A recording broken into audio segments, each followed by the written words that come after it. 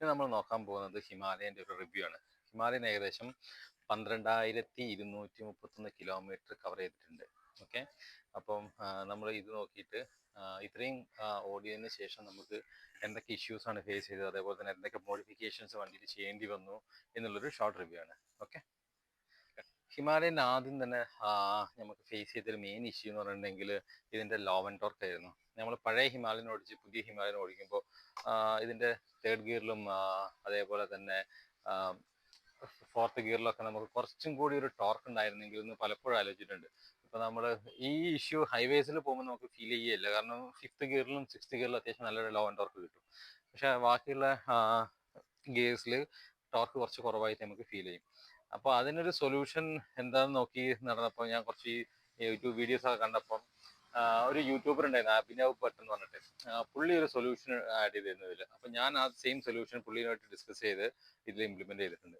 അത് വേറെ ഒന്നുമല്ല, നമ്മളെ വണ്ടീൻ്റെ ചെയിൻ സ്പ്രോക്കറ്റ് മാറ്റുക എന്നുള്ളതാണ്.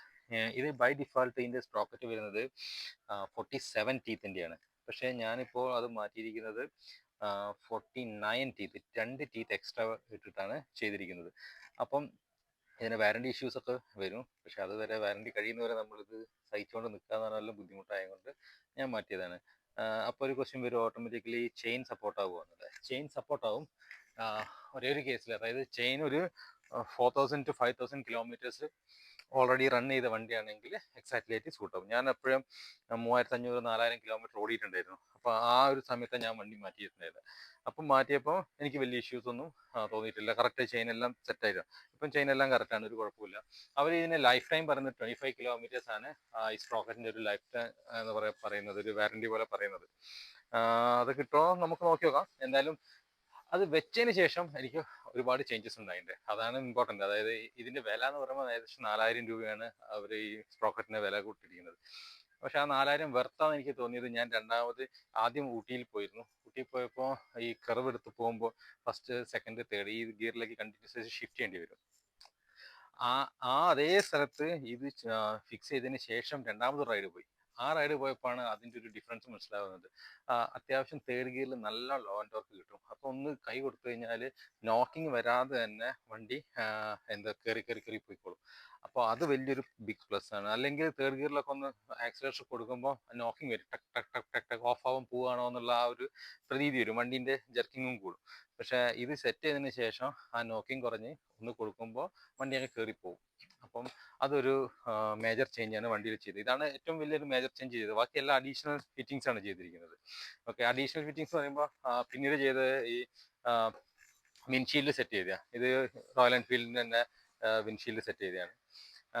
വേറെ അല്ലാതെ സാധാരണ അപ്പോൾ തന്നെ ക്രാഷ് ഗാർഡ് അതൊക്കെ ബൈ ഡിഫോൾട്ട് വരുന്നത്. പിന്നെ ഒരു നമ്മളെ സാഡിൽ സ്റ്റേ ആണ് സെറ്റ് ചെയ്തിരിക്കുന്നത്. ഇതൊക്കെ ലോ കോസ്റ്റ് ചെയ്തതാണ്. വണ്ടി ഫുള്ള് ഡേറ്റ് ആണ്.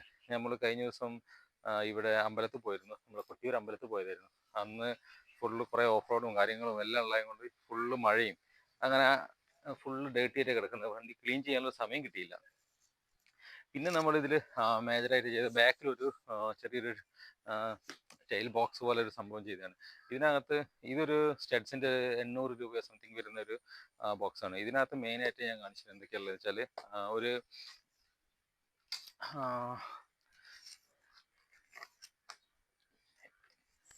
ഇതിനകത്തൊരു ഇത് ബഞ്ചി കോഡ് ഉണ്ട്. പിന്നെ മെയിനായിട്ടൊരു ഇൻഫ്ലേറ്റർ പമ്പ് ഉണ്ട്. ഇൻഫ്ലേറ്റർ പമ്പ് പഞ്ചറായാൽ പിന്നെ ഒരു ചെറിയ പഞ്ചർ കിറ്റും ഉണ്ട്. പിന്നെ 2-3 ടൂൾസും.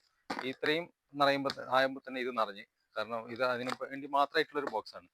അപ്പോൾ ഇത് ഈ സ്പേസിൽ കറക്റ്റായി നിൽക്കുകയും ചെയ്യും. പിന്നെ ഒരു ബാക്ക് സപ്പോർട്ട് പോലെ പില്ലിയൻ റൈഡറിന് ഒരു ചെറിയൊരു കുഷ്യനും വെച്ചു. അങ്ങനെ ആകുമ്പോൾ ബാക്കിൽ സപ്പോർട്ട് ചെയ്തിരിക്കാൻ വലിയ പ്രശ്നമില്ലാതെ ഇരിക്കാനും പറ്റും. അപ്പോൾ ആ ഒരു കാര്യം ഞാൻ എക്സ്ട്രാ മോഡിഫൈ ചെയ്തിട്ടുള്ളൂ.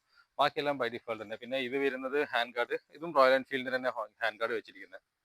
ഇതിനും നല്ല പ്രൈസ് ഉണ്ട്, 4,000 രൂപേൻ്റെ അടുത്തെന്തോ വില ഉണ്ട് ഇതിന് വരുന്നത്. അല്ലാതെ വേറെ എക്സ്ട്രാ ഫിറ്റിങ്സോ കാര്യങ്ങളോ ഒന്നും വണ്ടിയിൽ ഇതുവരെ ചെയ്തിട്ടില്ല. പിന്നെ ഇഷ്യൂസ് എന്ന് പറഞ്ഞു കഴിഞ്ഞാൽ ഫസ്റ്റ് ഒരു 2,000 കിലോമീറ്റേഴ്സ് കഴിഞ്ഞപ്പോൾ ഒരു ദിവസം ഞാൻ വന്ന് നോക്കിയപ്പോൾ വണ്ടീൻ്റെ സെൻസർ ഫെയിൽഡ് എന്ന് കണ്ട്. അങ്ങനെ അത് ആകെ ടെൻഷനായി. ഞാൻ വണ്ടി എടുത്ത് എങ്ങനെയൊക്കെയോ ഇവിടെ ഷോറൂമിൽ കൊണ്ടുപോയി അവർ സർവീസ് സെൻറ്ററിൽ ഫുള്ള് ചെക്ക് ചെയ്തപ്പം അതൊരു എലി കടിച്ചായിരുന്നു. ഇതിനകത്തൊരു ചെറിയൊരു വയറിങ് കിറ്റ് ഉണ്ട്. ആ വയറിങ് കിറ്റിൻ്റെ ഒരു വയറേ പോയിട്ടുണ്ടായിരുന്നുള്ളൂ. പക്ഷേ ഉം, ഒരു വയർ പോയാലും അവർ ആ ഫുൾ വയറിങ് സെറ്റ് മാറ്റും. ഏകദേശം 10,000 രൂപയാണ് അതിന് കോസ്റ്റ് ആയത്, ആ ഫുൾ വയറിങ് കിറ്റ് മാറ്റാൻ വേണ്ടിയിട്ട്. അത് ഞാൻ ഈ റോയൽ എൻഫീൽഡിൻ്റെ കമ്പനീൻ്റെ ഇൻഷുറൻസ് തന്നെയാണ് ചെയ്തത് കൊണ്ട് അവരത് ഉള്ളിൽ സംസാരിച്ച് എനിക്കത് ക്ലെയിം മേടിച്ചത്. അതുകൊണ്ട് എനിക്ക് ആ പൈസ കയ്യിൽ നിന്ന് പോയില്ല. പക്ഷെ എല്ലാവരും വളരെ കെയർഫുൾ ആയിരിക്കണം ഇങ്ങനത്തെ കാര്യങ്ങളിൽ. കാരണം ഒരു റാറ്റ് റെപ്പലൻറ്റ് സ്പ്രേ കിട്ടും, അത് അടിക്കുക. ഞാനിപ്പോൾ അത് മേടിച്ച് രണ്ടാമത് ഇത് വന്നതിന് ശേഷം അത് മേടിച്ച് അവിടെ ഇവിടെയൊക്കെ ഒന്ന് സ്പ്രേ ചെയ്തിടുക.